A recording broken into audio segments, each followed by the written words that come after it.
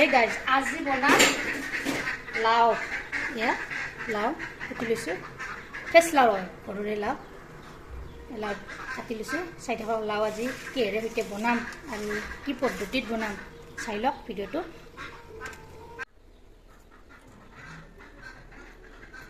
আজি লাও বনাম কিহেৰে সৈতে এয়া দেখিছেনে গৰৈ মাছ আৰু কাৱৈ মাছ এইকেইটা এতিয়া বাছি লওঁ চাই থাকিব ভিডিঅ'টো লোকেল মাছ হয় ঘৰৰ মাছ খালৰ মাছকেইটা ভালদৰে বাছি কুটি ল'লোঁ এনেদৰে ইয়াত এটা শিঙি মাছ আছিল এইটো একেলগে বাছিলোঁ ইতিমধ্যে কেৰাহীটোত তেল গৰম হ'বলৈ দি দিছোঁ এতিয়া ইয়াত দিলাম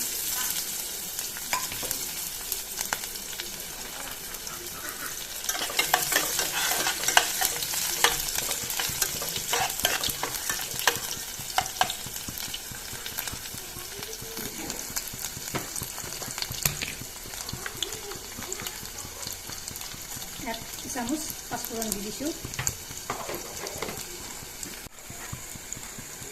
পিঁয়াজখিনি ৰং চঙুৱাইছে এতিয়া ইয়াত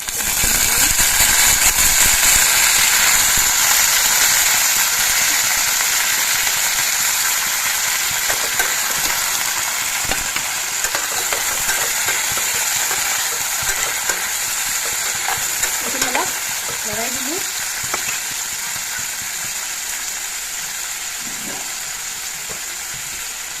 ইয়াতে এতিয়া নিমখ দিম সৰু চামুচেৰে 2 চামুচ হালধি গুড়ি দিম সৰু চামুচখনেৰে 2 চামুচ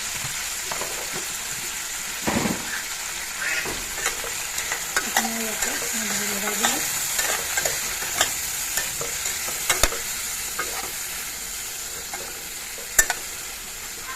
এইখিনি এনেদৰে প্ৰায় 1 মিনিট সময় ভাজি দিম মাছখিনি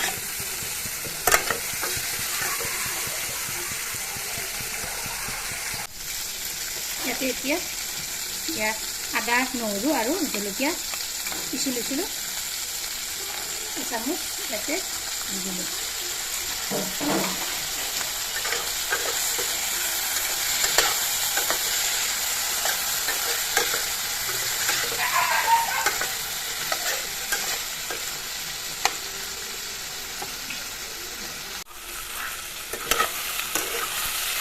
প্ৰায় 1 মিনিট সময়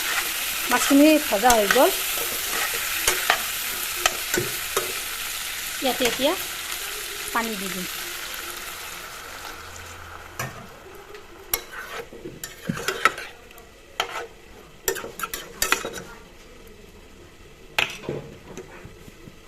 এইখিনি অলপ উতলিবলৈ দিম এয়া উতলিবলৈ ধৰিছে মাছখিনি ইয়াতে এতিয়া লাউখিনি এড কৰি দিম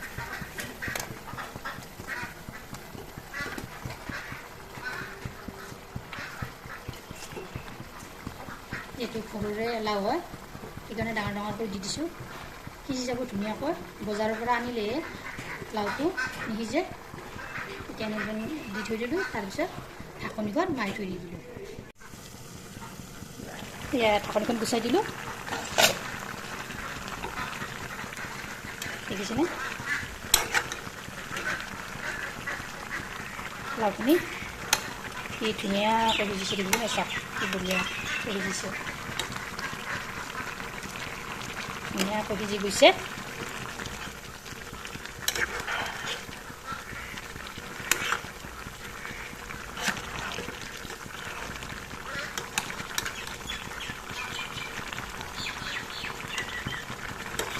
এনেদৰে অলপ জোল বনাইছোঁ ধুনীয়াকৈ পাগ উঠিছে আঞ্জাখন চাই লওক এতিয়া হৈ গ'ল এতিয়া নমাই থৈ দিলোঁ পানীলাওটো সকলোৱে খাব লাগে ইয়াত বিভিন্ন উপকাৰ আছে ডায়েবেটিছ থকা ৰোগীসকলে খাব লাগে তাৰপিছত প্ৰেছাৰ থকা ৰোগীসকলেও খাব লাগে ফেটি লিভাৰতো বিৰাট উপকাৰী এই লাউৰ আঞ্জাবিধ কলেষ্ট্ৰল কমি যায় গতিকে এই তৰকাৰীবিধ আপোনালোকে খাব তাতে আৰু ফ্ৰেছ মাছৰ লগত বনাইছোঁ ফ্ৰেছ লাউ এতিয়া হৈ গ'ল নমাই থলোঁ।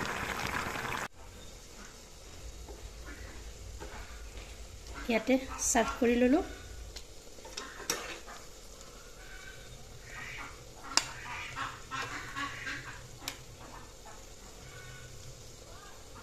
এনেদৰে এবাৰ ট্ৰাই কৰি চাবচোন বনাব।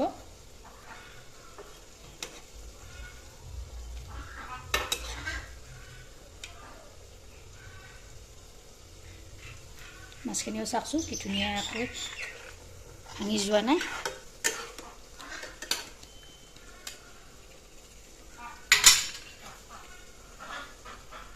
এয়া চাওক